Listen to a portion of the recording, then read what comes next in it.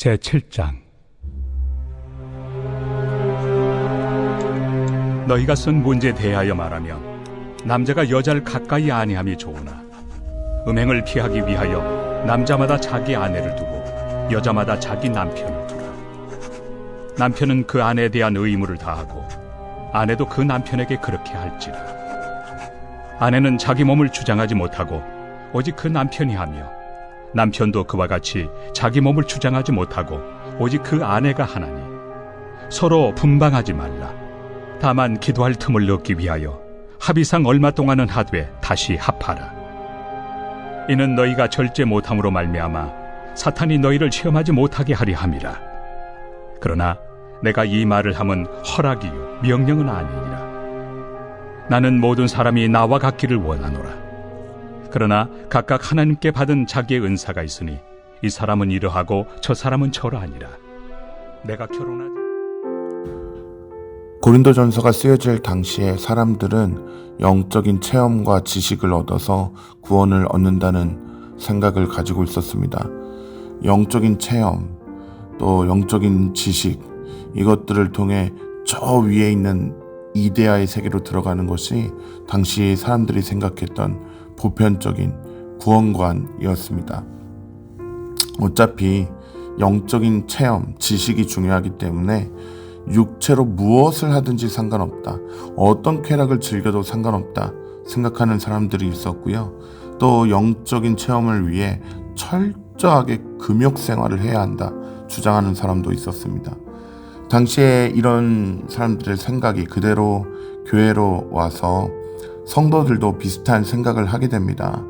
예수 믿고 성령 받았으니 육체로 무슨 짓을 해도 상관이 없다 생각하는 사람이 있었고, 다른 한쪽에서는 영적인 생활을 위해 철저하게 금욕 생활을 해야 한다고 주장하는 사람도 있었습니다. 금욕 생활을 주장하는 사람들 가운데 부부가 각방을 쓰고 부부 생활을 거부하는 극단적 금욕주의에 빠진 사람도 있었습니다. 오늘 말씀에서 사도 바울은 잘못된 금욕주의에 빠져 있는 이들에게 결혼과 부부관계에 대한 올바른 지침을 전하고 있습니다. 본문 1절에서 5절을 보면 바울은 음행을 피하기 위해 남편과 아내가 서로에게 부부로서의 의무를 다하라고 권면합니다. 기도를 위해 합의하에 얼마 동안 각방을 쓸 수 있지만 사탄이 시험하지 못하도록 다시 합하라고 말씀합니다. 또 오늘 말씀에서 이어지는 8절과 9절 말씀을 보면 사도 바울이 자신처럼 독신으로 지내는 것이 좋지만 만약 정욕을 절제할 수 없다면 결혼을 하는 것이 좋다고 말합니다. 결혼을 하면 내 마음이 하나님과 이 배우자 이 둘로 나뉠 수밖에 없는 이 현실적인 한계가 있습니다.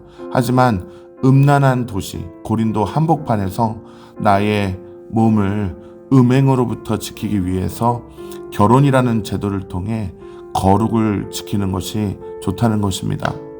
억지로 금욕하다가 교만해져서 금욕 생활을 하지 않는 타인을 비판하는 일이 있을 수 있고요. 또 겉으로는 금욕하면서 뒤에서 몰래 음행을 저지르는 일이 있을 수도 있습니다. 그렇게 하지 말고 하나님이 주신 결혼 안에서 성결을 지키라는 것입니다. 오늘 말씀에서 우리는 매우 중요한 영적인 원리를 발견할 수 있습니다. 오늘 말씀은 단순히 부부의 성생활에 국한된 이야기가 아닙니다. 부부의 경제생활, 부부간의 대화, 자녀 양육 등등 부부가 함께 헤쳐나가는 모든 삶의 영역에서 오늘 말씀을 우리에게 적용해야 합니다. 우리는 특별히 2절 말씀을 기억해야 돼요. 결혼을 한다는 것은 형제는 남편의 의무를 다하는 것이고 자매는 아내의 의무를 다하겠다는 뜻입니다. 결혼하기 전에 내가 혼자 지낼 때는 내 몸 하나만 거룩한 성전으로 세우면 됩니다. 그러나 결혼을 하고 나면 이제 내가 하나님 앞에서 책임지고 세워야 될 몸이 2개입니다. 몸의 성전이 2개예요. 내 남편과 내 아내를 거룩하게 세우는 것이 남편과 아내의 의무이고, 따라서 부부는 삶의 모든 영역에서 나의 배우자가 영적으로 바로 설 수 있도록 성실하게 도울 책임이 있는 것입니다. 가장 좋은 배우자는 무조건 돈이 많고 외모가 마음에 든다고 좋은 배우자가 아니고 내가 영적으로 도울 수 있고 나를 영적으로 도울 수 있는 그 사람이 좋은 배우자입니다. 내가 죄에 빠지지 않도록 나를 도울 수 있고 나도 도울 수 있는 사람, 그 사람이 좋은 사람입니다. 사도 바울의 말을 십계명처럼 떠받들 필요는 없겠지만 사도 바울의 말씀을 무겁게 들으시고 각자가 짊어진 연약함을 서로 도울 수 있는 아름다운 부부관계를 미리 꿈꾸시고 또 그런 사람을 하나님께 구하시길 바랍니다.